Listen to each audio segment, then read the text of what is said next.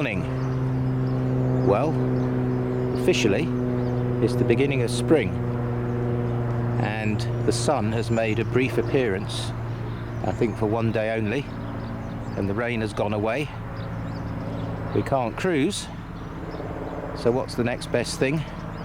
Well, let's go for a walk down the canal, see what it's looking like, and take you with us on this uncharacteristically pleasant early spring day.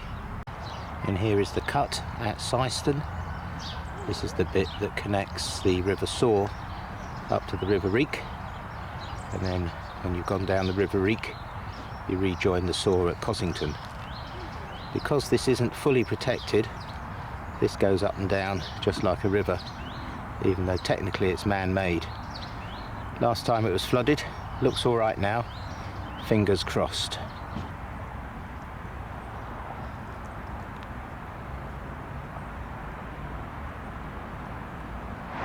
The aftermaths of the flood under this bridge.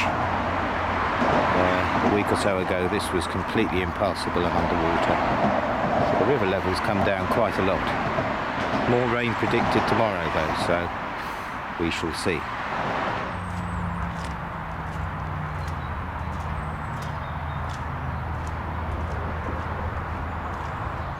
And no stopping off for a pint today. Here's the Hope and Anchor, flooded out and still shut. Looks like they're getting on with refurbing it though, so hopefully it won't be too long before we're open again.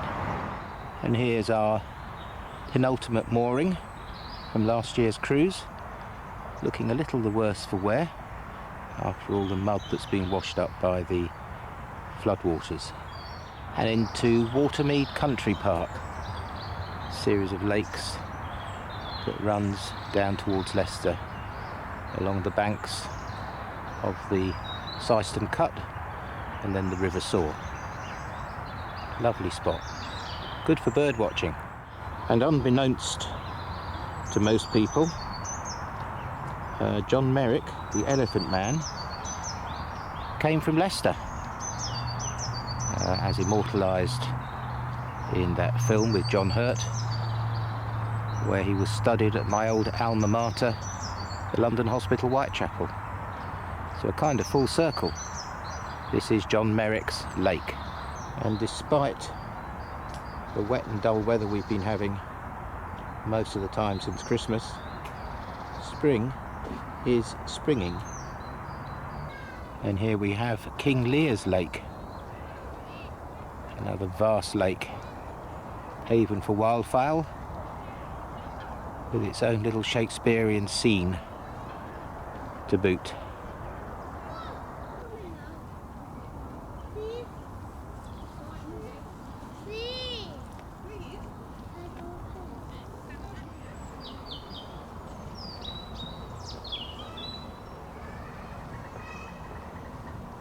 And here's where the River Soar leaves over its weir to meet the Reek at Cossington. You can see it's still pretty high and pretty fast flowing.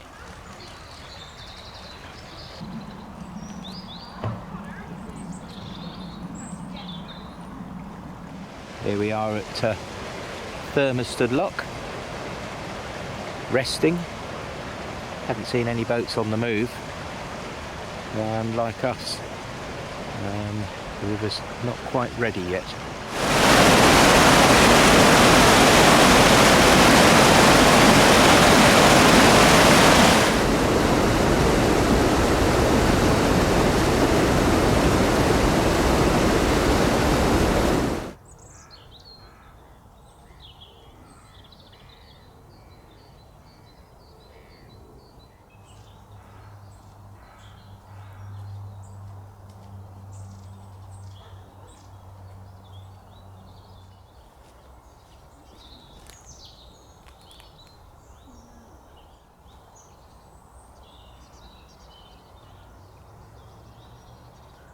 And here we are, just coming up to Birstall Lock. Notoriously slow. Don't know whether they fixed it over the winter, on our way to meet a mammoth.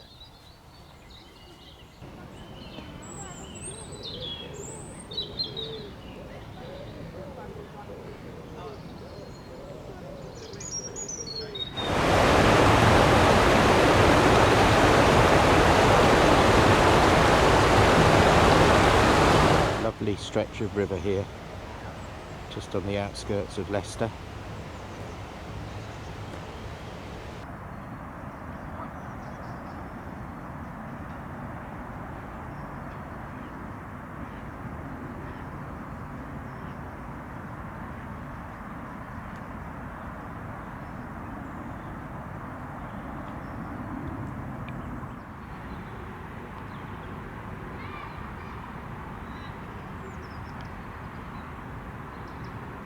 Goodbye River Soar, at the point where the Leicester Ring Road crosses it. Now we're just curving round to see that mammoth I mentioned earlier. Well, you didn't think it would be a real mammoth, did you? But this mammoth, sitting on top of this hill, is here because over there in Mammoth Lake, when it was a gravel pit, the remains of a woolly mammoth were excavated, along with human remains from the Bronze Age and a few other prehistoric artifacts. Morning! Another day and another canal. Here we are at the end of the Ashby Canal. But you can't cruise here even if you wanted to, because this little bit of canal is completely cut off from where we ended up at the beginning of our cruise last year at Snareston. If you remember then, we tried to explore the onward part of the canal as far as Measham, but it sort of disappeared completely. It reappears at Donisthorpe and runs here to Conkers Woodland Centre, where it finally disappears for good. So another opportunity to walk down a stretch of canal that we wouldn't normally be cruising down, and to complete our tour of the Ashby Canal around 18 months later than the first bit of it. So let's go that way and see what this little bit of the Ashby Canal's like. It's a bit weird really. Pristine canal with no boats. And here we have Moira Lock. Looks in perfect working order. Its chain's closed. I think there is a trip boat that uses this stretch of canal. You might see that in a bit. Strange double lock appearance. I guess that's to save water with a shorter boat. The Ashby always was picturesque. Remember it well cruising up to Snarestone. And this little bit is just as picturesque. And there's actually a working boat, and I think that's a trip boat the other side.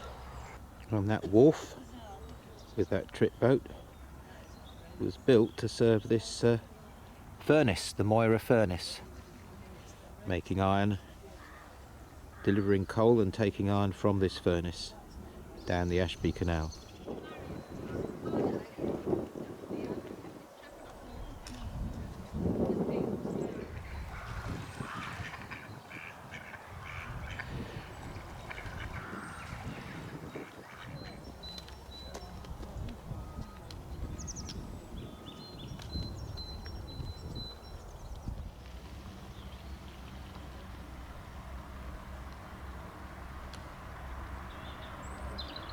And here is the other end of this little fragment of the Ashby Canal at Donisthorpe.